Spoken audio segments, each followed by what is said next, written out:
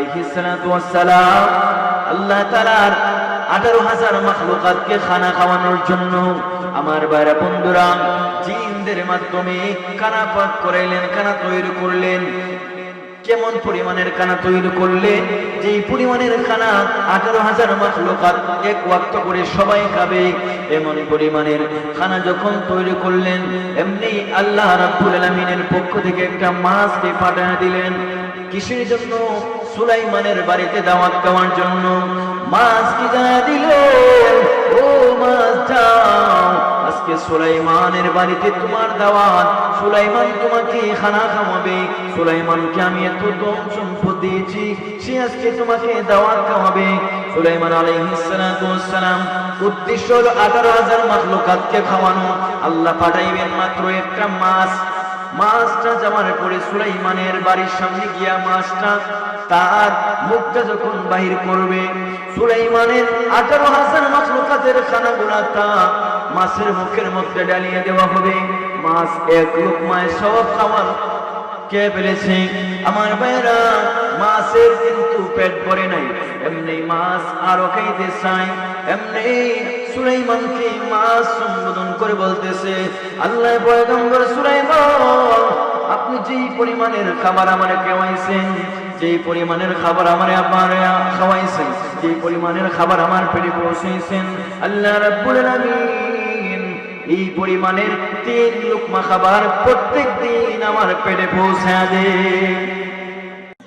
কেন আমরা বই করব? বই করলে লাভটা কি হবে? এক নম্বরে ওই দিনকে বই করলে লাভ কি হবে? 2 নম্বরে ওই দিনকে কেন বই করব? আমার বাইরা বন্ধুরা, যুবক খেয়াল করে দিলের কান দিয়ে মনোযোগ সহকারে শোনেন। ও সিংহ গ্রামের আম্মারা, আপনারাও ভালো করে মনোযোগ সহকারে শোনেন। ইসলামের দ্বিতীয় খলিফার নাম ছিল উমর। হযরত উমর রাদিয়াল্লাহু তাআলা ইসলামের দ্বিতীয় সেকেন্ড খলিফা। রাষ্ট্র পরিচালনা করতেন অর্ধেক পৃথিবী। এই দুনিয়াকে 2 ভাগ করলে 1 ভাগে যতটুকু সেই পরিমাণ রাষ্ট্র উমর নেতৃত্ব দিতেন, পরিচালনা করতেন। না না না, খানকায় বৈশার গদির মধ্যে বৈশা নয়, বাড়িতে বাড়িতে গলিতে গলিতে গিয়া খবর নিতেন কে কি অবস্থায় আছে, কে কি করতেছে, কে খাইয়া থাকতেছে, কে না খাইয়া থাকতেছে, উমর খবর নিতেন। আমার ভাইরা বন্ধুরা, যুবক ভালো করে শোনো। এই উমর একদিন এক ঘরের মধ্যে যাইয়া খবর নেওয়ার জন্য যাইয়া দেখতেছেন একটা ঘরের মধ্যে আওয়াজ শোনা যায়। কিসের আওয়াজ? মহিলা তার মেয়েকে বলতেছে, দুধের মধ্যে পানি মিক্স করো, আগামীকাল দুধ বিক্রি করতে হবে। দুধের মধ্যে পানি মিশ্রণ করো, আগামীকাল দুধ বিক্রি করব। মহিলা তার মেয়েকে বলতেছি, দুধের মধ্যে পানি মিশ্রণ করো, তাহলে দুধ বেড়ে যাবে, আগামীকাল বিক্রি করব, টাকা বেশি পাবো। আমার ভাইরা বন্ধুরা, মেয়েটা ছিল আল্লাহ ওয়ালি, মেয়েটার ভিতরে ছিল আল্লাহর ভয়। মেয়েটা মহিলাকে ডাক দেয়া কয়, আম্মা গো, যদি আমি দুধের মধ্যে পানি মিক্সকার করি আর ওমর যদি শুনতে পারে, উপায় নাই। এই সিংহ গ্রামের মানুষ ওমর কেমন ভয়ঙ্কর ছিলেন জানো? ওই ওমর এত ভয়ঙ্কর, এত রাগান্বিত, এত গরম মেজাজের অধিকারী। ছোটবেলায় দেখতাম আম্মু যখন আমার ছোট ভাইকে খানা খাওয়াইত, সে যখন খানা খাইতো না, আম্মু তারে বলতেন এমুক ভুক্তাইব, হেমুক ভুক্তাইব। এই জন্য আমার ছোট ভাইটা ডরাইয়া খানা খাইলে তো দেখে না। আর তৎকালীন সময়ের মহিলারা বলতো, দুষ্টামি করলে দুষ্টামি করিও না, উমর আসবে। উমর রে বই হইরা ছোট বাচ্চারা পর্যন্ত খানা খেয়ে ফেলতো। জোরে বলুন সুবহানাল্লাহ। আমার ভাই বন্ধুরা, যুবক ভালো করে শুনো। আল্লাহর বান্দা উমর এত ভয়ঙ্কর, এত গরম মেজাজের অধিকারী। মহিলাকে মেয়ে ডাকতে বলে, আম্মা দুধের মধ্যে পানি মিশ্রণ করলে ওমর যদি শুনতে পারে তাইলে উপায় নাই। ওমর জানায়া দিল দুনিয়ায় বসবাস করতে হলে ব্যবসা বাণিজ্যে ভেজাল করতে পারবেন না, হক হালালের উপর চলতে হবে। এজন্য যদি খবর পায় আমরা দুধের মধ্যে পানি মিশ্রণ করেছি তাইলে ওমরে উপায় রাখবে না। আমার ভাইয়ের বন্ধুরা, মহিলাটা কই ওমরকে আর রাত্রে বেলা দেখবেনি। মেয়েরে বলতেছি, মেয়েরে রাত্রি তো ওমর দেখবে না। আচ্ছা বলেন তো ওমর দেখতেছেনি? ওমর তো খবর নিতে আইছিল কে কি অবস্থায় থাকে। এমনি মেয়েটা কয় আম্মা, ও আমার আম্মা শুনো, মানলাম ওমরে জানবে না, ওমরের আদালতে জবাবদিহি করা লাগবে না। ও আমার আম্মা শুনো, ওমরের আদালতে ফাঁকি দিয়ে দিলেন, মানলাম, কিন্তু আম্মা বলেন গো আল্লাহ যে কাজ করায় তারা করবেন কাল কিয়ামতের ময়দানে।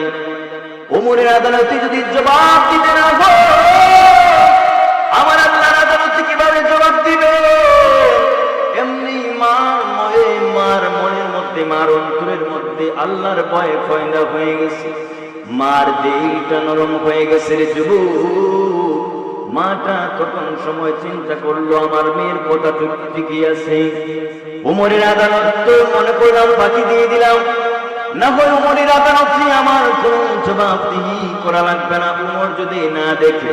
কিন্তু আমার আল্লাহর চক্ষু তো বাকি দেওয়া সম্ভব না। ও সিংহ গ্রামের মুসলমান, বলেন তো দেখি, রাত্রিবেলা গভীর রজনীতে আড়ালে তাইকে কেউ গুনাহ করলে আমার আল্লাহ দেখেননি? অবশ্যই দেখেন। ঠিক সেইভাবে মেয়েটা তার আম্মারে বলতেছে, আম্মা, ও আমার আম্মা শোনো, যদি দুধের মধ্যে পানি মিশ্রণ করো রাত্রে ওমর যদিও না দেখে আমার আল্লাহ ঠিকই দেখবেন। আম্মা গো, সুতরাং আল্লাহর আদালতে তো জবাবদিহি করা লাগবে। আম্মু বলল, হায়রে, কথা তো ঠিকই আছে, মানলাম ওমরের আদালতে জবাবদিহি করা লাগবে না, আমি আমার আল্লাহর আদালতে কিভাবে জবাব দিব? মহিলাটার দুধের মধ্যে পানি মিশ্রণ করলো না। সিংহ গ্রামের মুসলমান সিংহের মতো গর্জন দিয়ে বলো, এই যে লোকটা তোদের মধ্যে পানি মিশ্রণ করার মতো 2 নম্বর কাজ থেকে বাঁচতে পারলো কিসের জন্য? আল্লাহর ভয়ের জন্য। কথা ঠিক কিনা? এজন্যই আল্লাহর ভয় থাকা অন্তরে দরকার আছে না নাই? আজ থেকে 2 বছর আগে আমি যখন শাস্তাগঞ্জ জংশনে, আমি যখন স্টেশনে গেলাম, আমার মাহফিল ছিল মনতলায়, মনতলার আখালিয়া মাদ্রাসায়। আমার সাথে ছিল আমার এক বন্ধু।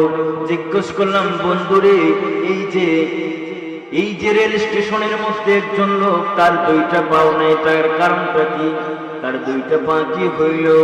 আমার বন্ধু কয়, আরে বন্ধু, ওই লোকটা চুরি করত, মানুষ তার 1টা পাও কাইটা দিছে, তারপরেও চুরি বন্ধ করে নাই, তারপরেও ডাকাতি বন্ধ করে নাই, মানুষ তার 2টা পাও বন্ধ করে দিল, তারপরেও সে চুরি ডাকাতি বন্ধ করে নাই। আমি বললাম, বন্ধু, তাহলে এখন এই লোকটা কি করে রে? আমার বন্ধু ডাক দিয়া কই, এ আমার বন্ধু শুন, ওই লোকটার 2টা পাও কাটার পরেও রেল স্টেশনের মধ্যে সে ডেন্ডি বেছে, গাঁজা বেছে। আমার বার বন্ধুরা বলেন তো দেখি, 2টা পাও কাটার পরেও সে কি বাজে কাজ থেকে ফিরতে পারছেনি? কেন পারে নাই? তার ভিতরে আল্লাহর ভয় নাই। কথা ঠিক কিনা? এজন্য বোঝা যায় আল্লাহর ভয় থাকলে গুনাহ থেকে বাঁচা যায়। কথা ঠিক কিনা? অনেক আল্লাহর ওলিরা দেখা যায়, অনেক ডাকাত দেখা যায়, যারা খুব খারাপে পড়তো, তাদেরকে ঠ্যাং কাটতে হয় নাই, পাও কাটতে হয় নাই, হাত কাটতে হয় নাই, তারা চরমনায় গিয়া, তারা উজানিতে গিয়া, তারা এই সুন্দর সুন্দর কোরআন হাদিসের কথা শুনি না হেদায়েত পাইয়া যায়। কথা ঠিক কিনা? কারণ তাদের ভিতরে আল্লাহর ভয় ঢুকেছে। তো আমার সার কথা বোঝানোর উদ্দেশ্য এটাই, গুনাহ থেকে বাঁচতে হলে আপনার ভিতরে আল্লাহর ভয় থাকতে হবে, আপনার ভিতরে শেষ বিচারে ভয় থাকতে হবে। শেষ বিচারের ভয় যদি থাকে না, তাহলে যতই মার দৌড় করুন সে গুনাহ ছাড়বে না। কথা ঠিক কিনা? এই জন্য ওই দিনকে ভয় করার দরকার আছে। আমার ভাইরা বন্ধুরা, যুবক, এখন বুঝতে পারলাম ওই দিনকে ভয় করলে লাভ আছে। লাভ হলো একটাই, কি? শেষ বিচারের দিনকে ভয় করলে গুনাহ থেকে বাঁচা যায়। কথা ঠিক কিনা? আওয়াজ করে বলেন, কথা ঠিক কিনা? আমার 2 নম্বর কথা হলো, ওই দিন কেন ভয় করব? আরে মুমিন, ভালো করে শোনো, ওই দিনকে কেন ভয় করব? ওই দিনের পরিস্থিতিটা কেমন হবে? ওই দিনের অবস্থাটা কেমন হবে? আম্মা জান আয়েশা বলেন, আমি রাসূলের জবানে শুনেছি, ওই দিন সবাই কিয়ামতের ময়দানে বিচার দিবসে যখন দাঁড়াবে, জুতা পরন অবস্থায় থাকবে না, কালি জামায় সারা শরীরটা উলঙ্গ থাকবে, ল্যাংটা সবাই ময়দানে মাহশানে দাঁড়িয়ে যাবে। আম্মা জান আয়েশা বলেন, পৃথিবীর মানুষেরা, আমি ভাবলাম যদি সবাই উলঙ্গ থাকে তাহলে তো একজন আরেকজনের দিকে তাকাইবে, একজন আরেকজনকে দেখবে। এজন্য আমি আমার নবীকে প্রশ্ন করলাম, ইয়া রাসূলুল্লাহ, ইয়া হাবিবাল্লাহ, আর-রিজালু ওয়ান-নিসাউ জামিআ ইয়ানজুরু বা'দুহুম ইলা বা'দ। ওই দিন যখন একজন আরেকজনের দিকে তাকাবে, উলঙ্গ হইলে তো অবশ্যই একজন আরেকজনের দিকে তাকাবে। তখন নবীজি, একজন আরেকজনের দিকে তাকাইলে কি মান সম্মান নষ্ট হবে না? ওই দিনকে আমি আয়েশা উলঙ্গ থাকবো, ওই দিনকে আপনার মেয়ে ফাতেমা উলঙ্গ থাকবো। আমরা যদি সবাই উলঙ্গ থাকি, নবী গো, বেঈমানেরা দেখে, আবু জাহেলেরা দেখে বলবে, আইরে মুহাম্মদের বিবি উলঙ্গ, মুহাম্মদের মেয়ে উলঙ্গ। ওগো নবীজি, এভাবেই যখন আবু জাহেল, আবু লাহাবরা, বড় বড় বেঈমানের বাচ্চারা বলবে, সেদিনকে আপনার মান সম্মান নষ্ট হবে না।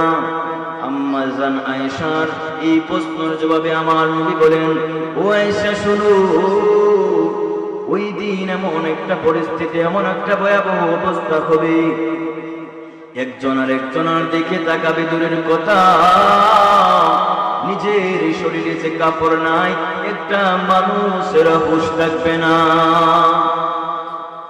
আমার ভাইরা বন্ধুরা, খেয়াল করে মনোযোগ দিয়ে শোনো, ওই দিন সূর্যটা বর্তমানে 9,30,00,000 মাইল দূরে, সূর্যটা চলে আসবে মাথার আধা উপরে।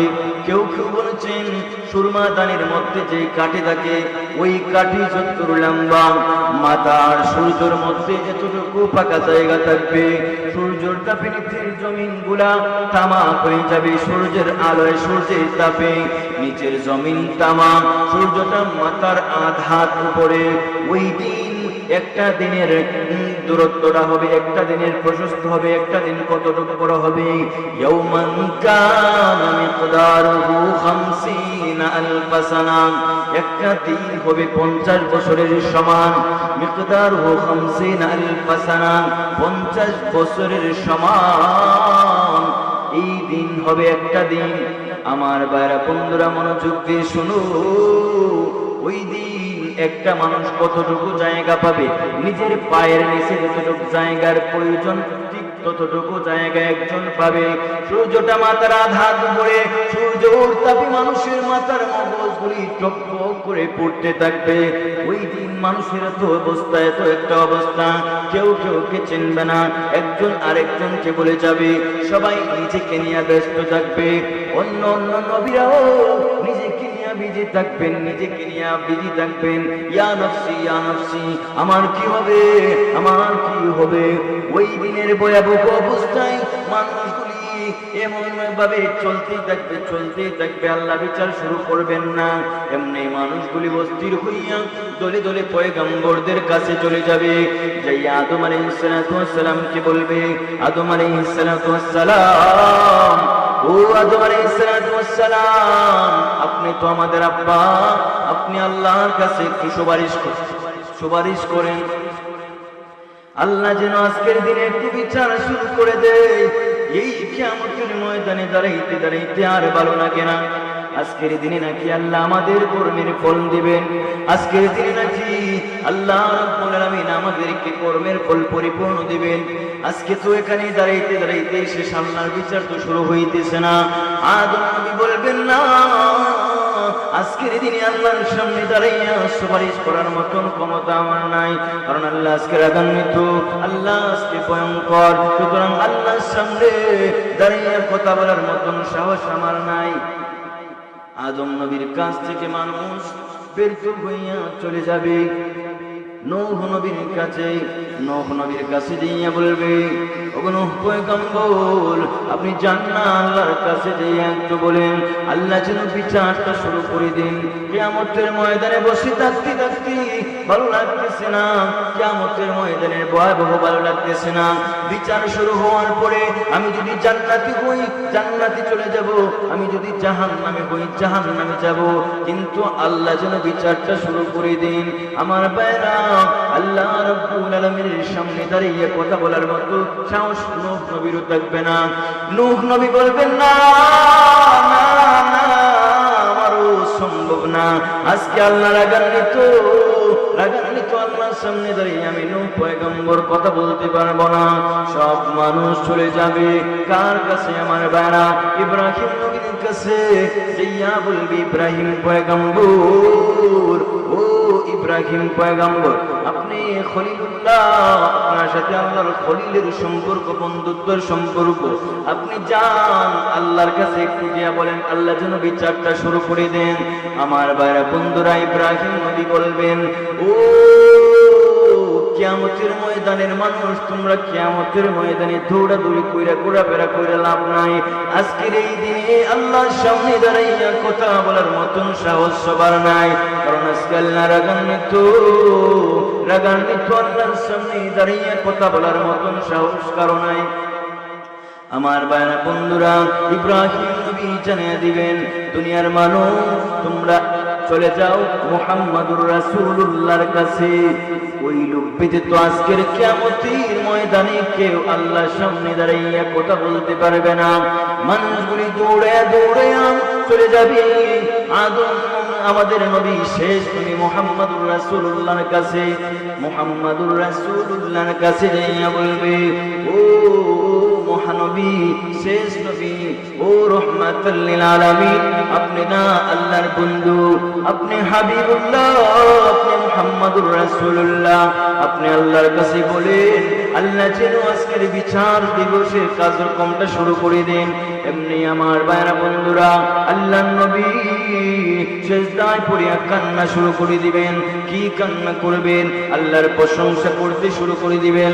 আনতা রব্বুল আলামিন, আনতা যুল জালালি ওয়াল ইকরাম, এভাবে আল্লাহর প্রশংসা শুরু করে দিবেন।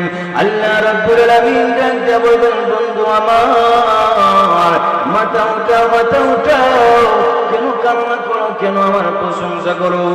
দুনিয়ায় তোমাকে কম কাঁদাই নাই, দুনিয়ায় অনেক কাঁদা কাঁদছ তুমি। ও আমার বন্ধু, আজকে কাঁদার জন্য তোমাকে আনি না, একটু মাথা উঠাও। আমার ভাইরা বন্ধুরা, ওই দিন আল্লাহ নবী মাথা উঠাইবেন, তাহলে কেন কান্না করো? আল্লাহ নবী সেই সময় আল্লাহর সামনে দাঁড়াইয়া কথা বলবেন। কি বলবেন? আল্লাহ বিচারটা একটু শুরু করে দেন। এই যে আপনি এভাবে ময়দানে মাহশারে দাঁড়া করে রাখছেন, এই যে সূর্যটা মাথার আঘাত করে নিচের জমিন তামা, মানুষের খুব কষ্ট হইতেছে। আল্লাহ রাব্বুল আলামিনের সামনে দাঁড়াইয়া আমার নবী বলবেন, আল্লাহ গো, ও আল্লাহ, মানলাম আপনি আবু জাহেল আবু লাহাব বড় কষ্ট দিতেছেন, কিন্তু এখানে আমার ওমর ওসমান আলীও দাঁড়িয়ে আছে। মানলাম যারা রোজা রাখে নাই তাদেরকে কিয়ামতের ময়দানে কষ্ট দিতেছেন, যারা রমজানে রোজা রেখেছে তারাও এখানের মধ্যে আছে। আল্লাহ মানলাম ফেরাউনকে আপনি কষ্ট দিতেছেন, কিন্তু যারা আমার ইবাদত করেছে, আপনার ইবাদত করেছে, আমার কথা শুনেছে, কোরআন হাদিস মোতাবেক যারা চলেছে তারাও এখানের মধ্যে আছে। সুতরাং আপনি বিচার শুরু করে দিন। বিচার যদি শুরু করে দেন, তাহলে যারা জান্নাতি তারা জান্নাতে যাবে, যারা জাহান্নামী তারা জাহান্নামে যাবে। আমার ভাইরা বন্ধুরা, এমনি আল্লাহ রাব্বুল আলামিন আমার নবী রাহমাতুল লিল আলামিনকে ডাকতে বলবেন, বন্ধু আমার কিভাবে বিচার শুরু করি? বিচার শুরু করলেই তো শুধু জাহান্নামী জাহান্নামী, কারণ আপনার উম্মতের আমলনামা ভালো নাই। এমনি আল্লাহ রাব্বুল আলামিন আমার আল্লাহ আল্লাহর সামনে আমার নবী একটা আমলনামা পেশ করবেন, এভাবে একটা আমলনামা আল্লাহর কাছে ধরায় দিবেন। নেন, দেখেন এত সুন্দর আমল। আল্লাহ রাব্বুল আলামিন আমলনামাটা হাতে নিয়া আমলনামার দিকে তাকাইবেন, তাকাইয়া হাসতে থাকবেন, হাসতে থাকবেন। এত সুন্দর আমল আল্লাহ রাব্বুল আলামিন এই আমল দিকে আল্লাহ রাব্বুল আলামিন যে রাগান্বিত থাকবেন, আল্লাহর রাগ মুসাকাল লাগা যাবে। আল্লাহ রাব্বুল আলামিন ওই আমলনামা দিকে সেদিন বিচারের কার্যক্রম শুরু করে দিবেন। জোরে বলেন সুবহানাল্লাহ। এই আমলনামাটা কার রে যুবক? ওই আমলনামাটা হলো সিদ্দিক আকবর আবু বকর সিদ্দিক রাদিয়াল্লাহু তাআলা আনহুর আমলনামা। ওই আমলনামা দিকে আল্লাহ রাব্বুল আলামিন বিচার শুরু করে দিবেন রে যুবক। আল্লাহর বিচার শুরু করে দিবেন। আল্লাহর বিচার ইনসাফের বিচার। মানুষের কর্মফল আপন আপন কর্মফল ওই দিন আল্লাহ পৌঁছে দিবেন। নেকি বদি আল্লাহ পাল্লায় ওজন দিবেন, এটা সত্য। কোরআনের মধ্যে আল্লাহ রাব্বুল আলামিন বলেন ওয়াল ওয়াজনু ইয়াউমাইযিনিল হক, নেকি বদি যে পাল্লায় ওজন দেওয়া হবে এটা সত্য। কি নেকি বদি পাল্লায় ওজন দেওয়া হবে এটা সত্য। আচ্ছা, নেকি কি দেখা যায়? জি, দেখা যায় না। তাহলে যেটা দেখা যায় না এটা কিভাবে আল্লাহ ওজন দিবেন?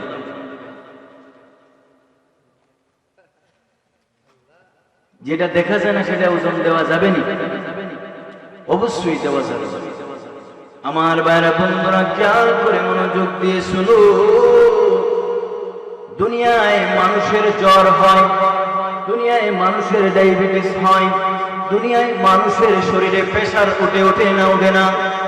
ডায়াবেটিস দেখা যায় না, জ্বর দেখা যায় না, প্রেসার দেখা যায় না।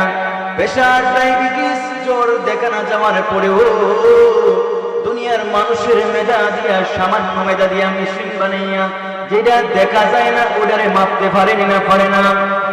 দুনিয়ার মানুষ যদি যেটা দেখা যায় না ওটারে মাপতে পারে, আমার আল্লাহ যেটা দেখা যায় না আমলনামা এটারে মাপতে পারবেন কিনা পারবেন না?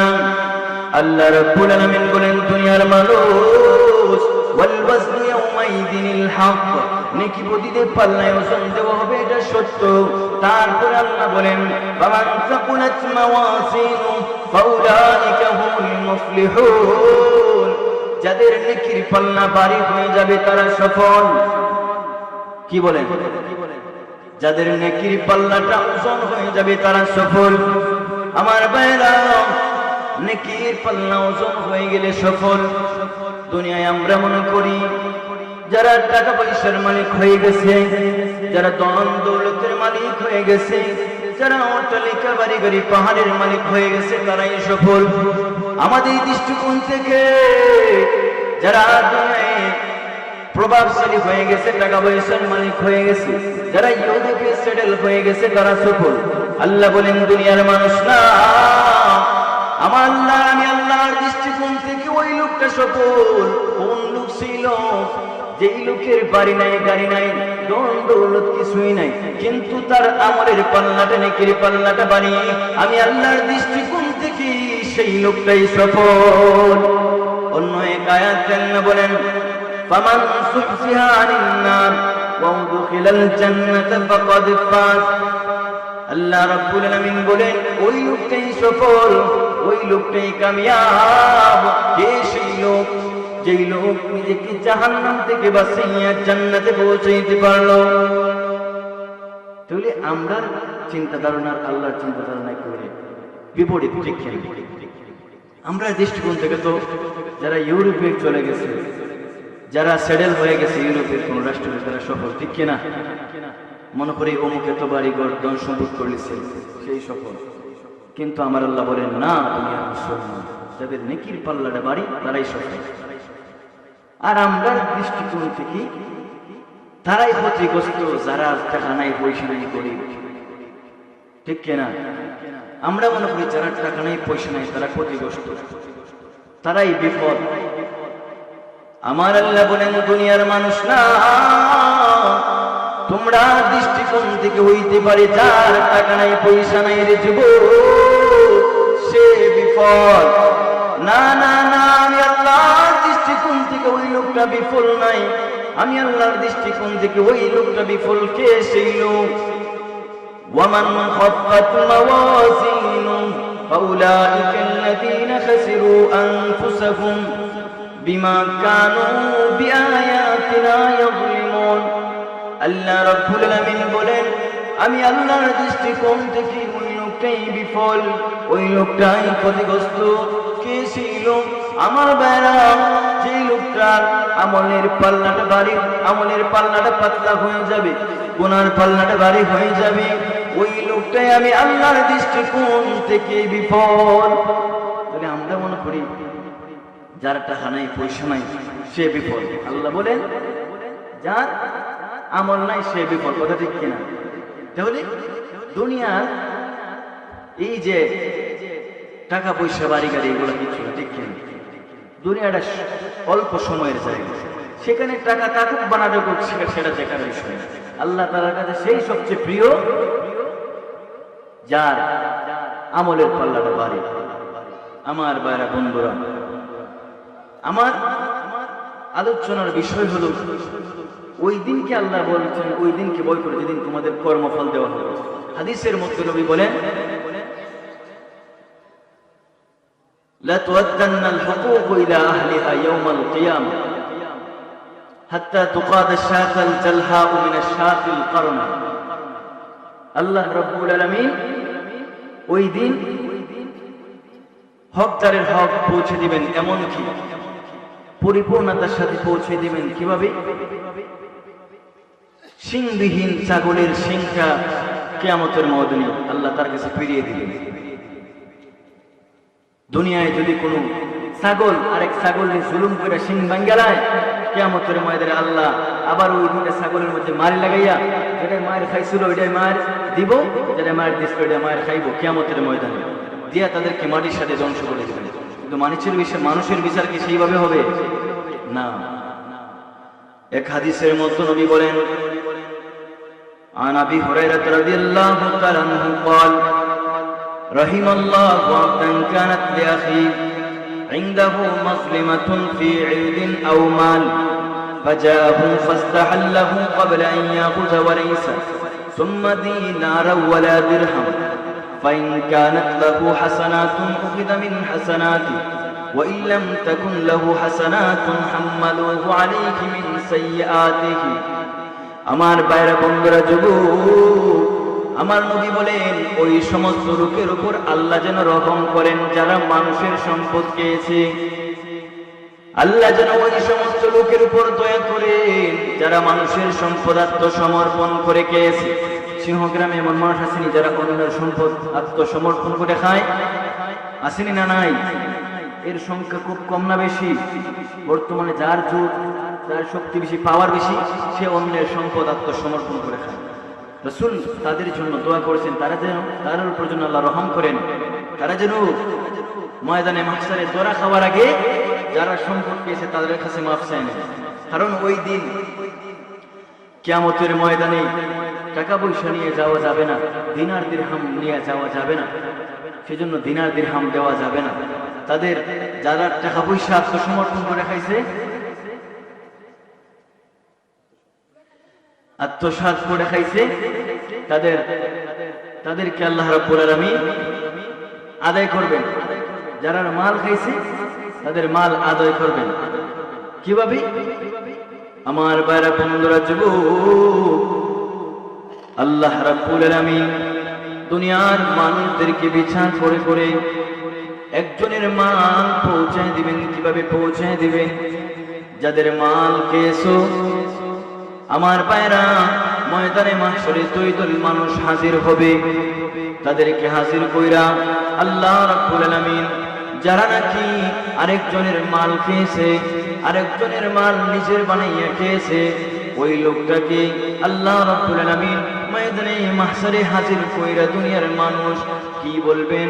ওই লোকটাকে ডাক দিয়া আল্লাহ রাব্বুল আলামিন যখন দুইজন লোক একজন আরেকজনের কাছে পাওনা পায়, এমন দুইজন লোককে দাঁড় করাইয়া একজন আরেকজনের মাল কিভাবে ফিরিয়ে দিবেন? ওই দিন তো টাকা পয়সা নেওয়ার কোনো সিস্টেম নাই। সিংহগ্রামে কি মরার পরে টাকা পয়সা হাতে দিয়ে দেন? না, টাকা পয়সা সাথে নেওয়ার মতো কোনো সিস্টেম নাই, নিয়ম নাই। নিয়ম না থাকার কারণে ওই দিন টাকা পয়সা আপনি দিয়ে দিলেও কবরে পয়সা শেষ হয়ে যাবে, কোনো কাজে আসবে না। তাহলে কিভাবে আল্লাহ পাওনাদারের পাওনা ফিরিয়ে দিবেন? আল্লাহ রাব্বুল আলামিন ওই দিন পাওনাদারের পাওনা কিভাবে ফিরিয়ে দিবেন? একজন মানুষ যদি আরেকজনের মাল খেয়ে থাকে, তখন সময় আল্লাহ রাব্বুল আলামিন বলবেন ফেরেশতারা, দেখো তার আমল নামায় কি কোনো আমল আছে?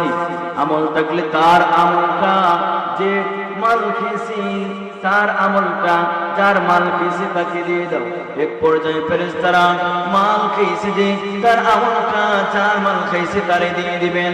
এক পর্যায়ে তার আমল নামা নাই, কিন্তু পাওনাদার আরো অনেক বাকি আছে। ফেরেশতারা আল্লাহর কাছে বলবে, আল্লাহ পাওনাদার বাকি আছে, কিন্তু তার আর আমল নামা নাই। আল্লাহ রাব্বুল আলামিন বলবেন, যেহেতু পাওনাদার বাকি আছে, আমল নামার নাই, তাহলে তাকে কি করা যায়? আল্লাহ রাব্বুল আলামিন বলবেন, যার মাল খেয়েছে, যার মাল আত্মসাৎ করে খেয়েছে, তার গুনাহগুলি ওই নাফরমানির মাথার মধ্যে চাপায়া দেও রে। নিজের গুনার জন্য জাহান্নামের আগুনে জ্বলবে, যার মাল খেয়েছে তার গুনার জন্য জাহান্নামের আগুনে জ্বলবে। বলে লাভ হইল নি আরেকজনের মাল খাই। বিশেষ করে আমার ভাইয়েরা, দেখা গেছে অনেক সময় সিলেটে যখন বন্যা ছিল, অনেক চেয়ারম্যান মেম্বারের কাঠের নিচ তেলের খনি হয়ে গেছিল। কথা ঠিক কিনা? এগুলো কি তাদের না জনগণের? সেজন্য যারা রাসূল 1000 টাকার মালিক, আমার ভাইরা বন্ধুরা, কিয়ামতের ময়দানে আল্লাহ রাব্বুল আলামিন আমাদের হিসাব নেবে। ঠিক তেমনি ভাবে যার যত সম্পদ বেশি তার তত জবাবদিহি বেশি। যুবক আমার ভাইরা বন্ধুরা, ওই দিন এমন একটা পরিস্থিতি আসবে, একজন আরেকজনকে বলে যাবে। কোরআনের এক আয়াতের মধ্যে বলেন, ইয়াউমা ইয়াফিরুল মারউ মিন আখি ওয়া উম্মিহি ওয়া আবি। ওই দিন মা বাবা ভাই বোন সবাই পলায়ন করবে একজন আরেকজনকে দেখে। মা বাবা ভাই বোন সেদিন পলায়ন করবে। আমার ভাইরা বন্ধুরা, যুবক কেউ কেউ একটা নেকি কম হয়ে যাবে, একটা নেকির জন্য কেউ জাহান্নামের আগুনে জ্বলতে হবে। আল্লাহ রাব্বুল আলামিন জিজ্ঞেস করবেন, যাও তোমরা যাও, গিয়া দেখো একটা নেকি তোমাকে কিয়ামতের ময়দানে কেউ দিয়া সহযোগিতা করে। আমার ভাইরা বন্ধুরা, যার মিজানের পাল্লায় একটা নেকি কম হয়ে যাবে, একটা নেকির জন্য ময়দানে মাহশারে ঘুরতে থাকবে, একটা নেকি কেউ দিয়া সহযোগিতা করে। আম্মার কাছে বলবে, আম্মা একটা নেকির জন্য জাহান্নামে যেতে হয়, একটা নেকি দিয়ে আমাকে সহযোগিতা করে। আম্মা বলবেন, না রে না, একটা নেকি যদি তোমারে দিয়ে দে, আমার যদি একটা কম হয়ে যায় আমাকে জাহান্নামে জ্বলতে হবে। আম্মা একটা নেকি দিয়ে আমার সাহায্য করবে না। আব্বুর কাছে যাওয়ার পরে আব্বুকে বলবে, আব্বু আজকের কিয়ামতের ময়দানে আমি একটা নেকির জন্য আটকে গেছি, আপনি কি আমাকে একটা নেকি দেবেন? একটা নেকির কারণে আমি জাহান্নামে যেতে হয়। আমার ভাইরা বন্ধুরা, যুবক আব্বু তখন সময় জবাব দিব, না রে না, তোমার আমি চিনি না। আজকের কিয়ামতের ময়দানে একটা নেকি দিয়ে সহযোগিতা করার মতন সুযোগ নাই। আমার ভাইরা বন্ধুরা, আব্বুর কাছ থেকে ফিরে যাবে, এমনি চলে যাবে তার ভাইয়ের কাছে। বাইরে ও ভাই, আমাদের জন্য তুমি কত কষ্ট করেছো, একটা নেকি দিয়া সহযোগিতা করো, আমি জান্নাতে চলে যাবো একটা নেকির কারণে। আর একটা নেকি না হইলে আমি জাহান্নামে যাব। তার ভাই তাকে দিবে না, একটা নেকি দিবে না। আমার ভাইরা, আল্লাহ রাব্বুল আলামিন বলেন, ইয়াউমা ইয়াফিরুল মারউ মিন আখি ওয়া উম্মিহি ওয়া আবি। ওই দিন মা বাবা, ইয়াফিরুল মারউ মিন আখি, ইয়াফিরু এটা হলো মুজারের সিগা। ওই দিন পলায়ন করবে। কারা পলায়ন করবে? মিন আখি, তার ভাই পলায়ন করবে। ওয়া উম্মিহি ওয়া আবি, তার বাবা এবং তার মা তাকে দেখে পলায়ন করবে। সহযোগিতা করবে না। আমার বাবা বন্ধুরা, যুবক বলেন তো দেখি, যেই দিন বিপদে পড়লে মা বাবা ভাই বোন সবাই বলে যাবে, ওই দিন কি ভয় করার দরকার আসেনি না নাই? এজন্য আল্লাহ রাব্বুল আলামিন বলেন, ওয়াত্তাকু, তোমরা ওই দিনকে ভয় করো যেদিন তোমাদের কর্মে ফল দেওয়া হবে, পরিপূর্ণতার সাথে দেওয়া হবে। তোমরা যেই কর্ম করেছো সেই ফল পাবে। তোমরা ওই দিনকে ভয় করো, ওই দিন তোমাদের প্রতি কোনো জুলুম করা হবে না, আপন আপন কর্ম ফল দেওয়া হবে। আমার ভাইরা, সেজন্যই ওই দিন আল্লাহ ইনসাফের বিচার কায়েম করবেন। কিয়ামতের ময়দানে আল্লাহ কারো প্রতি ইনসাফ করবেন না। আল্লাহ রাব্বুল আলামিন বলেন, ওয়ানাদাউল মাওয়াজিনাল কিসত লিয়াউমিল কিয়ামাতি ফালা তুখসিরুল মিজান ওয়া ইন কানা মিসকালা হাববাতিন মিন খারদালিন আতাইনা বিহা। আল্লাহ রাব্বুল আলামিন ওই দিন একটা মানুষের সরিষার দ্বারা পরিমাণ নেকি থাকলেও হাসিল করবেন, সরিষার দ্বারা পরিমাণ বদি থাকলেও হাসিল করবেন। যেভাবে নেকিটাও হাসিল করবেন, ঠিক সেইভাবে বদিটাও গুনাহটাও আল্লাহ রাব্বুল আলামিন হাসিল করবেন। হাসিল কইরা আল্লাহ যখন বিচার করবেন, দুনিয়ার বিচারের মতন বিচার নয়। দুনিয়ার বিচার টাকা পয়সার মাধ্যমে ন্যায় অন্যায় হয়ে যায়, অন্যায় যে সে ন্যায় হয়ে যায়, কথা ঠিক কিনা? আমার বারা আল্লাহ বলেন, ওয়াকাফা বিনা হাসিবিন, ওই দিন হিসাবকারী হিসাবে আমি নিজেই যথেষ্ট। আমি আল্লাহ ওই দিন মানুষের হিসাব নিব। আমার ভাইরা বন্ধুরা, যুবক একদল মানুষকে আল্লাহ ওই দিন দাঁড় করাবেন, যারা নাকি দুনিয়ায় সুন্দর ছিল। সুন্দর মানুষগুলার ডাইকা ডাইকে বলবেন, ও দুনিয়ার সুন্দর মানুষেরা শোনো, তোমরা কেন আমি আল্লাহর ইবাদত করো নাই? তোমরা কেন আমি আল্লাহকে বলে গিয়েছিলে? তোমরা কেন আমি আল্লাহরে বইলা রইছিলে? তোমরা একটু জবাব দাও। দুনিয়ার সুন্দর মানুষগুলো আল্লাহর কাছে জবাব দেবে, আল্লাহ গো, ও আল্লাহ, আপনি তো এত সুন্দর বানায়া পাঠাইছেন, দুনিয়ায় সুন্দর বানানোর কারণে আমরা নায়ক নায়ক হয়ে গেছিলাম, নায়ক নায়িকা আসিনি না নাই? তখন তারা কইব এই কথা, আল্লাহর কাছে কি বাঁচার সুযোগ আসেনি? আল্লাহ ডাক দিয়া বলবেন, ইউসুফ আলাইহিস সালাতু ওয়াস সালাম, কোথায় আপনি? জলদি চলে আসেন। যাদেরকে আপনার চেয়ে অনেক অনেক কম সুন্দর করে বানাইছি, তারা সুন্দরের অজুহাত দেখায়। আল্লাহ রাব্বুল আলামিন ইউসুফ আলাইহিস সালাতু ওয়াস সালামকে তাদেরকে দেখায় দিবেন, তোমরা কি ওই ইউসুফের চেয়ে বেশি সুন্দর? তারা বলবে না, আমরা ওই ইউসুফ নবীর চেয়ে বেশি সুন্দর নাই। তাহলে তোমরা কেন ইবাদত করো নাই? আমার ইউসুফ তো এক সেকেন্ডের জন্য আমি আল্লাহকে বলে নাই রে, তাহলে তোমরা কেন বলেছো? তোমরা ভুল বলেছো, ভুল বলেছো। আমার ইউসুফ এত সুন্দর হওয়ার পরেও যদি আমি আল্লাহরে একটা সেকেন্ডের জন্য বলতে পারে নাই, তাহলে তোমরা কেন বলে গেছো? অতঃপর তোমরা জাহান্নামে চলে যাও। সুন্দর মানুষগুলোকে জাহান্নামে দিয়ে দিবেন। আমাদের মধ্যে আরেক দল মানুষ আছে, বিশ্রী কালো, দেখতে রংটা সুন্দর না, আসেনি না নাই? তাদেরকে ডাক দিয়া বলবেন, সুন্দর মানুষেরা শুনো, তোমরা কেন আমি আল্লাহর ইবাদত করো নাই রে? সুন্দর মানুষগুলি আল্লাহ, বিশ্রী মানুষগুলি আল্লাহর কাছে কালো মানুষগুলি ডাক দিয়া বলবে, প্রভু আমার এত কালো বানায়া পাঠাইছো, এত বিশ্রী বানায়া পাঠাইছো, আমরা বিশ্রী হওয়ার কারণে, আমরা বেসুন্দর হওয়ার কারণে সমাজে আমাদের কোনো দাম ছিল না, সমাজে আমাদের কোনো মূল্য ছিল না।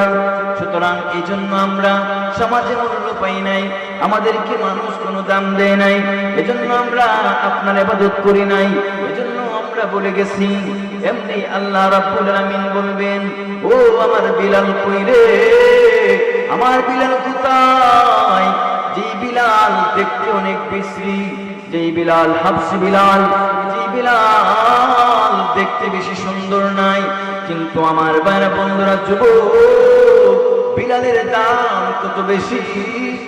মদিনার মসজিদের মুয়াজ্জিন ছিলেন বিলাল, ওই বিলালের এত দাম, বিলাল আল্লাহর নবী রাহমাতুল লিল আলামিনের পুরার লাগামে দইরা দইরা আল্লাহর রাসূলের সাথে জান্নাতে প্রবেশ করবেন। জোরে বলেন সুবহানাল্লাহ। তাহলে বিলালের দাম আসেনি না নাই? আমার ভাইরা খেয়াল করে মনোযোগ দিয়ে শুনো। মানুষ যখন কালো অজুহাত দিবে, মানুষ যখন বলবে আমি কালো ছিলাম, বেসুন্দর ছিলাম, সেজন্য ইবাদত করতে পারি নাই, আল্লাহ রাব্বুল আলামিন এই অজুহাতের একটা দেখায় দিবেন যে বিলাল তো আমার কালো ছিল, আমার কালো বিলালের তো দাম। রাসূলের উটের লাগাম ধরে ধরে জান্নাতে প্রবেশ করবে। বিলাল তো এক সেকেন্ডের জন্য আমাকে বলে নাই, বলে তোমরা কেন বলে গেছো? সুতরাং তোমরা ভুল বলেছো, যাও তোমরা জাহান্নামে চলে যাও। বিলাল রাদিয়াল্লাহু তাআলার দাম আসেনি না নাই? মদিনার মসজিদের মুয়াজ্জিন ছিলেন। একদিন বিলাল রাদিয়াল্লাহু তাআলা তো দেখতে একটু বিশ্রী, সুন্দর নাই, কণ্ঠ ভালো নাই। আমার ভাইরা বন্ধুরা, বিলাল রাদিয়াল্লাহু তাআলার কণ্ঠ সুন্দর নাই, দেখতেও সুন্দর নাই, চেহারা যেমন বিশ্রী কণ্ঠ তেমন বিশ্রী। মদিনার মানুষগুলি বলল, এত সুন্দর মসজিদ, এত বড় মসজিদ, এই মসজিদে এত বিশ্রী কণ্ঠের অধিকারী, এত বিশ্রী চেহারার অধিকারী মুয়াজ্জিন থাকতে পারে নাই। ওই দিন বিলাল আর এই মসজিদে আযান দেন নাই, অন্য একজন মুয়াজ্জিন দ্বারা আযান দেওয়া হলো। আমার ভাইরা বন্ধুরা, মুরব্বিদের জবানে শুনেছি ওই দিন বিলাল আযান না দিয়া অন্য মুয়াজ্জিনের সুন্দর কণ্ঠে আযান দেওয়ার পরেও রাত্র শেষ হয়েছিল না, ফজরের ওয়াক্ত আসছিল না। বলেন তো দেখি বিলালের দাম আসিল না না আসিল? আসিল কিনা নাই? বিলালের দাম তাহার কারণে এরকম হয়েছিল না, না তাহার কারণে? তাহার কারণে। এই জন্য আল্লাহ রাব্বুল আলামিন দেখায় দিবেন, দেখো রে আমার বিলালের কত দাম। বিলাল বিশ্রী হওয়ার পরেও তো দাম, সুতরাং এটা কোনো অজুহাত হতে পারে নাই। যাও তোমরা জাহান্নামে চলে যাও। আমার ভাইরা বন্ধুরা, তখন সময় আল্লাহ দুনিয়ার ধনীদের কি সম্বোধন করে বলবেন, ও দুনিয়ার ধনীরা শুনো, তোমরা কেন আমি আল্লাহর ইবাদত করো নাই? ধন সম্পদ পাইয়া তোমরা কেন আমি আল্লাহকে ভুলে গেলাম? ধন সম্পদ তো দেওয়ার মালিক আমি ছিলাম, আমি তোমাদেরকে ধন দিয়েছিলাম, তোমরা আমি আল্লাহরে কেন ভুলিয়ে গেছো?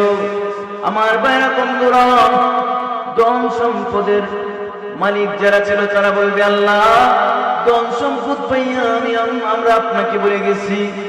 ধন সম্পদের ঝামেলায় পড়া এত সম্পদ দিছে, এই সম্পদ পাইয়া তো আপনাকে ভুলে গেছি। আল্লাহ রাব্বুল আলামিন এমনি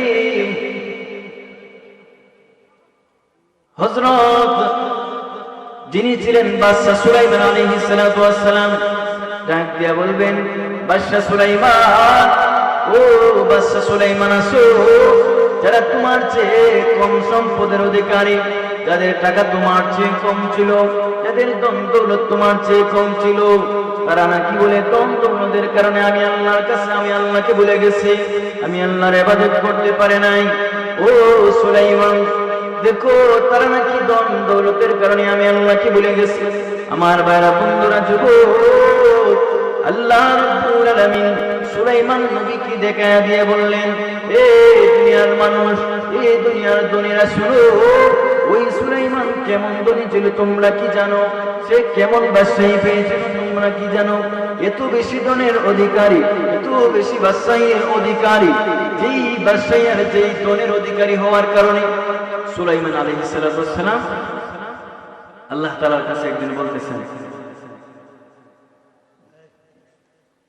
আমার ভাই একটু মনোযোগ দিয়ে শুনে, আমি এক নালায়েক, আমার ইলম নেই, তারপরেও যেন সহি নিয়তে আপনাদের কাছে কিছু একটা বলতেছি, যেন আপনারা একটা দিন বুঝতে পারেন যে শেষ বিচারের কে কেন ভয় করবো আমরা। ওই দিন যে আল্লাহ বিচারটা করবেন, আল্লাহ রাব্বুল আলামিনের বিচারটা কেমন হবে, আল্লাহর কাছ থেকে বাঁচা যাবে? দুনিয়ার কোন সিস্টেমে আল্লাহর কাছ থেকে বাঁচা যাবে না। আমার ভাইরা বন্ধুরা, তাহলে একদল বলবে আমার ধন ছিল এই জন্য আমি আল্লাহরে বলে গেছি, কি হইব? ধন সম্পদের ঝামেলায় পড়ছি, আমি আল্লাহরে বলে গেছি। আচ্ছা, সুলাইমান আলাইহিস সালাতু ওয়াস সালাম ধন কি কম ছিল না? অনেক বড় বাদশাহ, এত বড় বাদশাহী দিয়েছেন যা আর কাউকে আল্লাহ দেন নাই, দিবেন না। আমার ভাইরা বন্ধুরা, যুবক, সুলাইমান আলাইহিস সালাতু ওয়াস সালাম এত ধন সম্পদের মালিক। আল্লাহ তাআলাকে এমনি বলতেছেন, আল্লাহ এত ধন সম্পদের মালিক বানাইছেন, আমি আপনার এই ধন সম্পদ পাইয়া আপনার কৃতজ্ঞতা শুকরিয়া আদায় করতে চাই। আপনার যত মাখলুকাত আছে, 18,000 মাখলুকাত, আমি চাই তাদেরকে 1 মাস খাওয়াইতে। আমাকে তো আপনি ধন দিয়েছেন। আচ্ছা বন্ধু, ধন কম থাকলে এমন কথা কইতে পারে না, বেশি থাকলে 18,000 মাখলুকাত কি 1 মাস খাওয়াইলে তো হেবেটা কি দেশে মাসে বেটা নেই, ধন সম্পদের মালিক। আল্লাহ এমনি ডাক দিয়ে বলেন, সুলাইমান না না না না, তুমি পারবা না, 1 মাস খাওয়ানো সম্ভব না। আল্লাহ রাব্বুল আলামিন এমনি জানিয়ে দিলেন, তুমি 1 মাস খাওয়াইতে পারবা না। সুলাইমান আলাইহিস সালাতু ওয়াস সালাম বলেন, তাহলে 1 সপ্তাহের সুযোগ দাও। আল্লাহ বললেন, না রে না, 1 সপ্তাহ পারবা না। তাহলে আল্লাহ 1 দিনের সুযোগ দাও, আপনার সমস্ত মাখলুকাত আমি 1 দিন খানা খাওয়াবো, সবাইকে আমার পক্ষ থেকে খানা খাওয়াবো। আল্লাহ বলেন, না, 1 দিনও পারবা না। আমার ভাইরা বন্ধুরা, যুবক, সুলাইমান আলাইহিস সালাতু ওয়াস সালাম বললেন, তাহলে 1 ওয়াক্তর সুযোগ দেন, আমি দেখি আমার সম্পদ দিয়ে কি, আমার ধন ভান্ডার দিয়ে কি তামাম দুনিয়ার মাখলুকাতকে 1 বেলা খাওয়াইতে পারি কিনা। আমার ভাইরা বন্ধুরা, যুবক, তখন সময় আল্লাহ রাব্বুল আলামিন সুলাইমান আলাইহিস সালাতু ওয়াস সালামকে বলে দিলেন, যাও, তুমি পারবা না, 1 ওয়াক্ত পারবা না, কিন্তু যেহেতু চেয়েছো, যাও, দেখো পারো কিনা। সুলাইমান আলাইহিস সালাতু ওয়াস সালাম আল্লাহ তাআলার 18,000 মাখলুকাতকে খানা খাওয়ানোর জন্য, আমার ভাইরা বন্ধুরা, জিনদের মাধ্যমে খানা পাক করাইলেন, খানা তৈরি করলেন। কেমন পরিমাণের খানা তৈরি করলেন? যেই পরিমাণের খানা 18,000 মাখলুকাত 1 ওয়াক্ত করে সবাই খাবে, এমন পরিমাণের খানা যখন তৈরি করলেন, এমনি আল্লাহ রাব্বুল আলামিনের পক্ষ থেকে একটা মাছকে পাঠিয়ে দিলেন। কিসের জন্য? সুলাইমানের বাড়িতে দাওয়াত দেওয়ার জন্য। মাছ কি জানা দিল, ও মাছ, যাও, আজকে সুলাইমানের বাড়িতে তোমার দাওয়াত, সুলাইমান তোমাকে খানা খাওয়াবে, সুলাইমানকে আমি এত ধন সম্পদ দিয়েছি, সে আজকে তোমাকে দাওয়াত খাওয়াবে। সুলাইমান আলাইহিস সালাতু ওয়াস সালাম উদ্দেশ্য হলো 18,000 মাখলুকাতকে খাওয়ানো। আল্লাহ পাঠাইবেন মাত্র একটা মাছ। মাছটা যাওয়ার পরে সুলাইমানের বাড়ির সামনে গিয়া মাছটা তার মুখটা যখন বাহির করবে, সুলাইমানের 18,000 মাখলুকাতের খানাগুলাটা মাছের মুখের মধ্যে ডালিয়ে দেওয়া হবে। মাছ 1 লোকমায় সব খাবার কে ফেলেছে।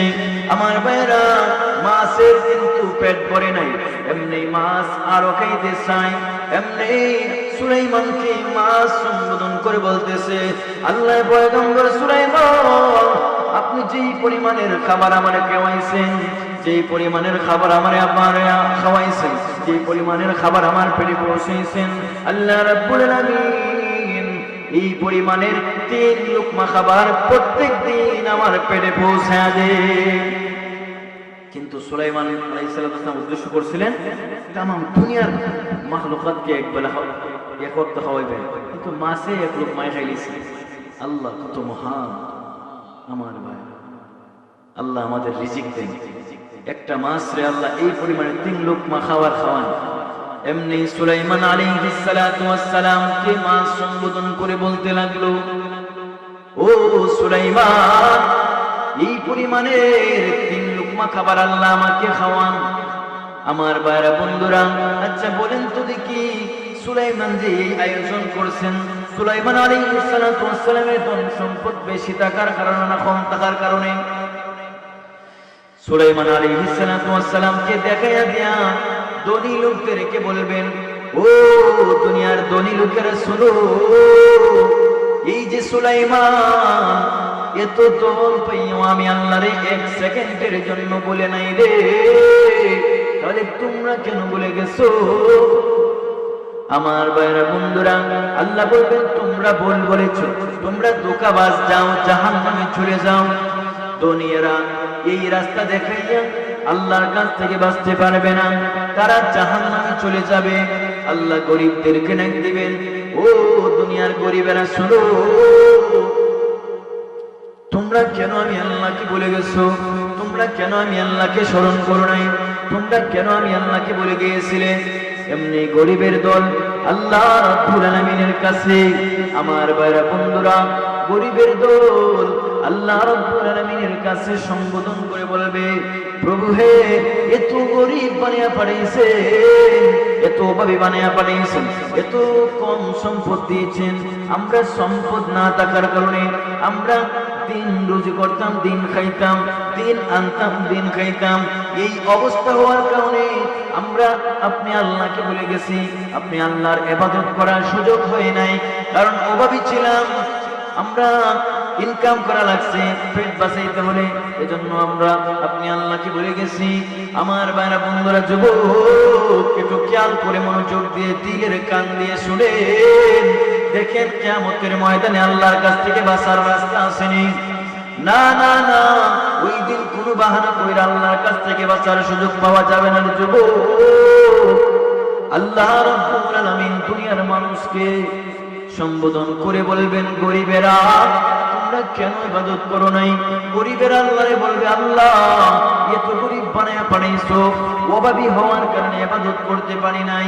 আল্লাহ ডাক দিবেন সিদ্দিক আকবর আবু বকর সিদ্দিক রাদিয়াল্লাহু তাআলা আনহুকে।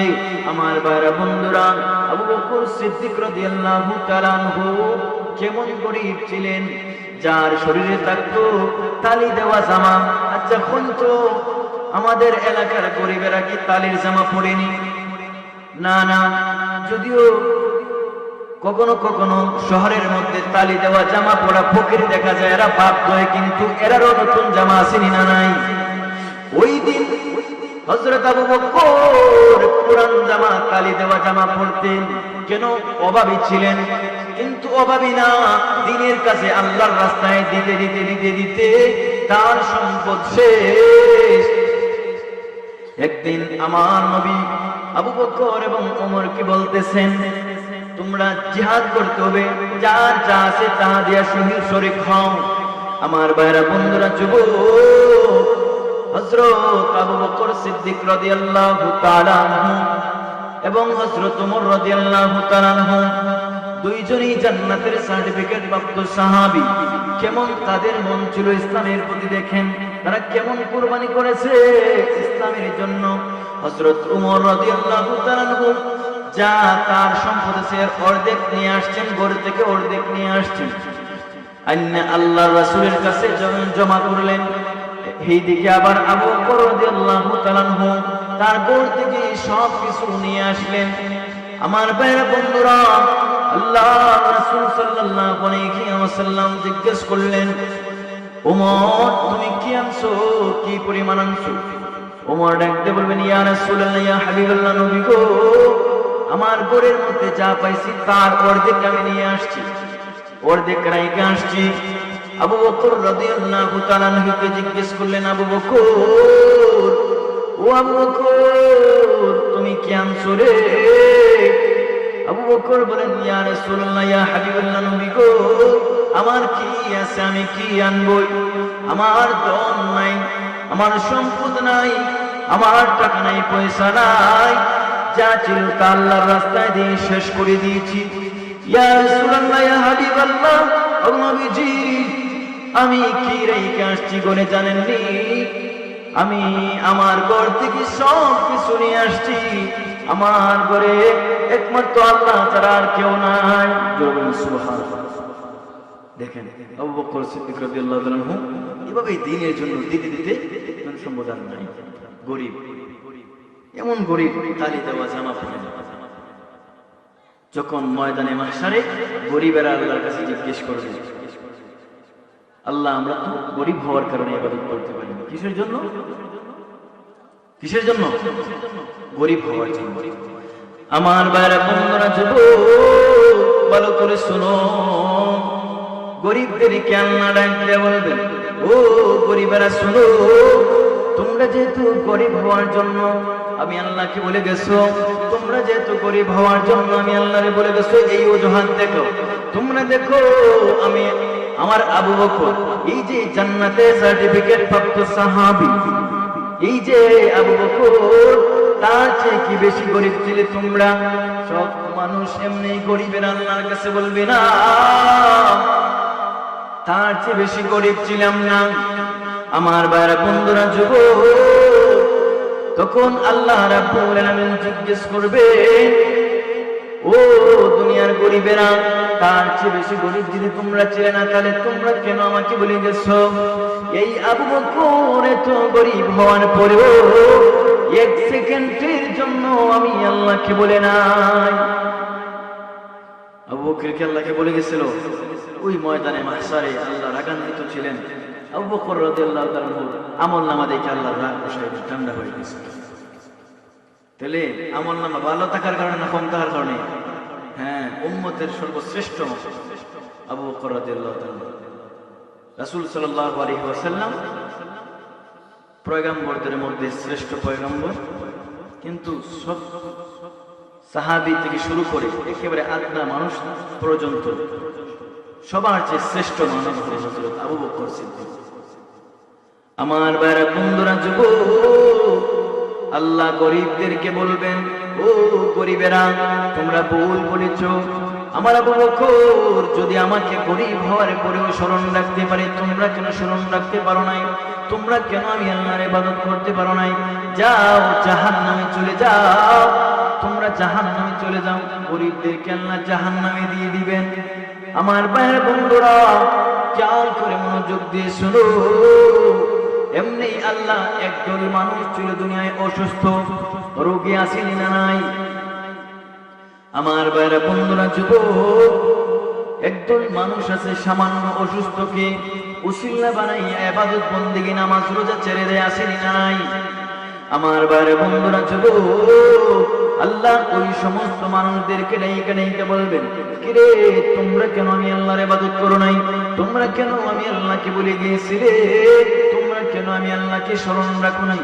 অসুস্থরা বলবে, আল্লাহ ও আমার মালিক, এত অসুস্থ বানাইয়া পাঠাইছো, এত রোগ দিয়ে পাঠাইছো, অসুস্থতার কারণে আপনাকে স্মরণ করার সুযোগ পাই নাই।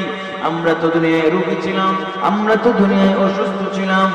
এমনি আমার আল্লাহ আইয়ুব আলাইহিস সালাতু ওয়াস সালামকে ডাক দিবেন, ও আইয়ুব নবী কোথায় আছেন?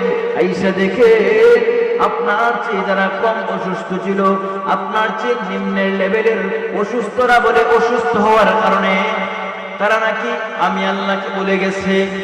আমার ভাইয়েরা বন্ধুরা, আইয়ুব আলাইহিস সালাতু ওয়াস সালাম কেমন অসুস্থ ছিলেন? আইয়ুব আলাইহিস সালাতু ওয়াস সালাম এত অসুস্থ ছিলেন, আইয়ুব আলাইহিস সালাতু ওয়াস সালামের অসুস্থতা এত বেশি ছিল, তার শরীরে পচন শুরু হয়ে গিয়েছিল। আমার ভাইয়েরা বন্ধুরা, যুবক, আইয়ুব আলাইহিস সালাতু ওয়াস সালাম শরীরটা পচে যাওয়ার পরে ওনার বিবিরা ওনার শরীর পচে যাওয়ার কারণে দুর্গন্ধ ছিল। ক্রমান্বয়ে এক পর্যায়ে সব বিবিরা চাইরা চলে গেল, একজন ব্যতীত, তার নাম হলো বিবি রহিমা। উনি আইয়ুব আলাইহিস সালামকে চাইরা গেলেন নাই। আমার ভাইরা বন্ধুরা, মানুষগুলি আইয়ুব আলাইহিস সালামের শরীরটা পচে যাওয়ার কারণে আইয়ুব আলাইহিস সালাম তখন সময় মানুষগুলি গ্রাম থেকে বের করে দিয়েছে। কেন বের করে দিয়েছে? মানুষগুলি বলতে লাগলো, এভাবে যদি আপনি আমাদের গ্রামে থাকেন, এই রোগটা অন্যদের শরীরে ছড়িয়ে পড়বে, এই রোগে অন্যরাও আক্রান্ত হয়ে যাবে। আমার ভাইরা বন্ধুরা, যুবক, আইয়ুব আলাইহিস সালামকে তখন মানুষগুলি গ্রাম থেকে বাহির করে দিল, পাহাড়ে পর্বতে বাহির করে দিল। আইয়ুব আলাইহিস সালামের অন্য বিবিরাও, বিবি রহিমা বাদে অন্য বিবিরাও চলে গেল। এই দুর্গন্ধের মধ্যে তারা থাকতে পারল না। ও সিংহ গ্রামের আম্মারা, বানো করে শুনো, তোমরাও তো না নারী, তোমরাও তো মহিলা, তোমরাও তো বিবি, আর বিবি রহিমাও একজন বিবি, তোমরাও নারী, বিবি রহিমাও একজন নারী ছিলেন। দেখেন কেমন নারী ছিলেন, কেমন স্বামী প্রেমিক ছিলেন, কেমন ভাবে স্বামীর খেদমত করতেন, কেমন ভাবে স্বামীকে ভালোবাসতেন।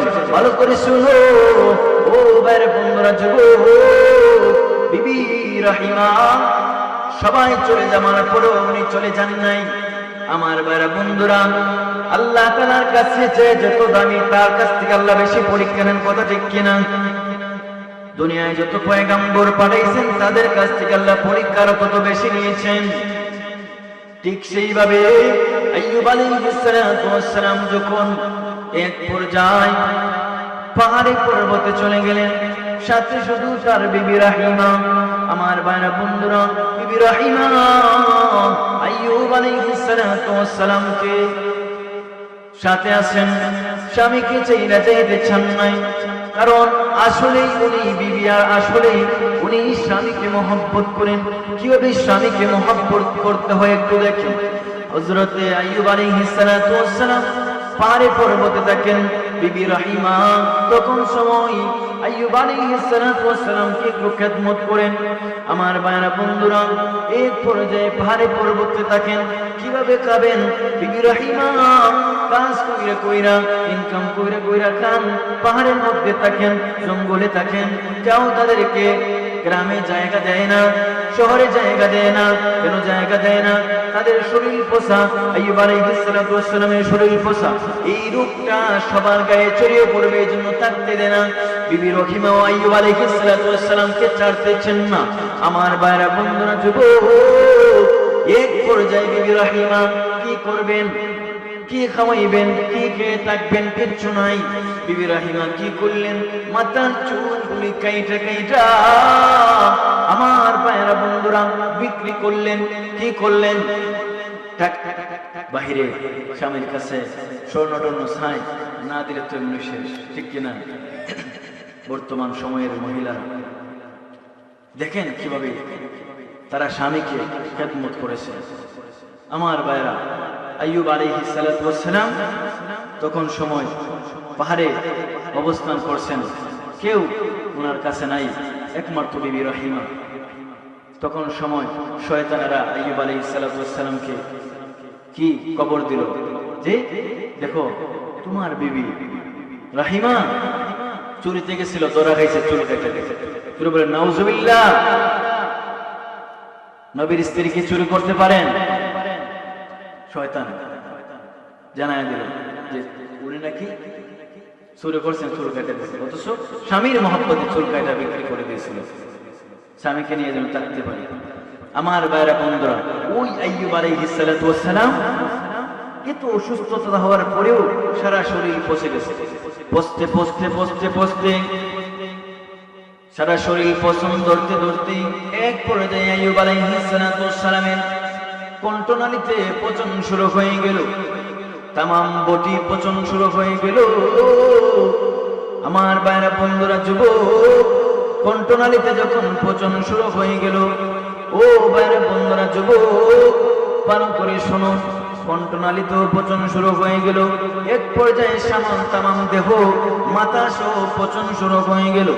ও ভাইরা বন্ধুরা, যুবক, আইয়ুব আলাইহিস সালামের শরীরটা পচে যাওয়ার পরে আইয়ুব আলাইহিস সালাম আল্লাহর জিকির করেন জবান দিয়া, সারা শরীর পচতে গলাও পচে গেল, তামাম বডি পয়সা, মাথাটাও পচে গেল।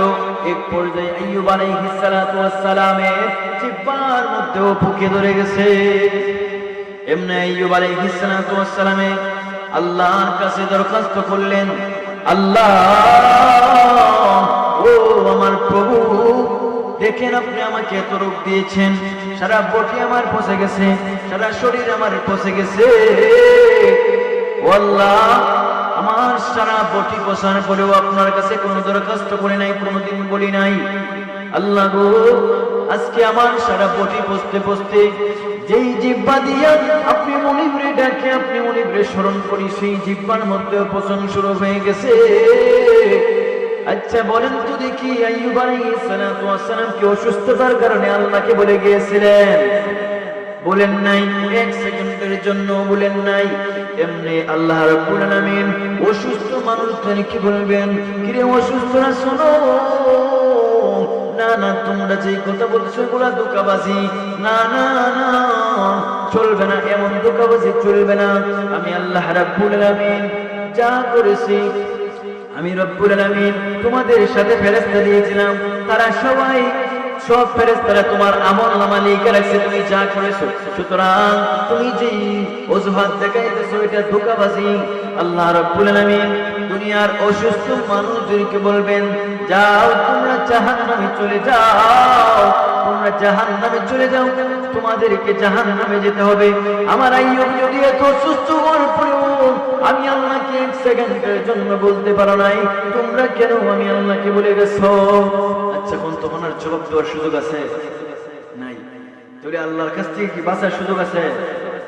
নাই। আমার ভাইরা বন্ধুরা, সেজন্যই আল্লাহ রাব্বুল আলামিন বলেন, তোমরা ওই দিনকে ভয় করো যেদিন তোমাদের কর্মফল পরিপূর্ণতার সাথে দেওয়া হবে। আমার ভাইরা বন্ধুরা, আচ্ছা বলেন তো দেখি ওই দিনকে ভয় করার দরকার আসেনি না নাই? আমি বলছিলাম আমার উদ্দেশ্য ওই দুইটা। একটা হলো ওই দিনকে ভয় করলে লাভ নেই, ওই দিনকে ভয় করলে লাভ আসেনি না নাই? দুই নম্বরে ওই দিনকে কেন ভয় করবো? আচ্ছা এভাবে যে আল্লাহ আমাদের কাছ থেকে বিচার নেবেন, হিসাব নেবেন, আচ্ছা বলেন তো যেদিন এইভাবে আল্লাহ বিচার নেবেন এই দিনকে ভয় করার দরকার আছে না নাই? কারণ ওই দিন আল্লাহ কাউকে ছাড় দিবেন না। আল্লাহ রব্বুল আলামিন যদি জান্নাতে দেন তাহলে দয়া করে দিবেন, নাইলে হিসাব করলে কেউ জান্নাতে যাওয়া সম্ভব না। একটা ঘটনা আছে, বনি ইসরাঈলদের জামানার এক লোক আল্লাহর কাছে বলছিল আমি নির্বিচারে ইবাদত করে ইবাদতের মাধ্যমে জান্নাতে যেতে চাই। কি ইবাদতের মাধ্যমে জান্নাতে যেতে চাই। আল্লাহ তাকে নির্বিচারে একটা ইবাদত করার সুযোগ দিলেন, এমন জায়গায় বসবাস করে যেখানে গুনাহ করার কোনো সুযোগ হয় নাই। তখন এই লোক যে এখানে থেকে ইবাদত করবে, এখানে থেকে আল্লাহকে ডাকবে, তার খাওয়া দাওয়ার প্রয়োজন আছে না নাই? আল্লাহ রাব্বুল আলামিন একটা বিশুদ্ধ পানির ব্যবস্থা করে দিলেন এবং একটা ডালিম গাছের ব্যবস্থা করে দিলেন। ডালিম খায়, বিশুদ্ধ পানি পান করে আল্লাহর ইবাদত করে। আমার ভাইরা বন্ধুরা, যুবক ওই লোকটা আল্লাহ রাব্বুল আলামিনের ইবাদত করছে, নির্বিচারে ইবাদত 500 বছর, 500 বছর, আরো জোরে বলেন 500 বছর নির্বিচারে ইবাদত করলো, 500 বছর। ও ভাইরা বন্ধুরা, যুবক নির্বিচার ইবাদত করার পরেও ওই লোকটা যখন কিয়ামতের ময়দানে বিচার হলো, আল্লাহ বললেন যাও আমার দয়াতে জান্নাতে চলে যাও। কি বললেন? দয়াতে।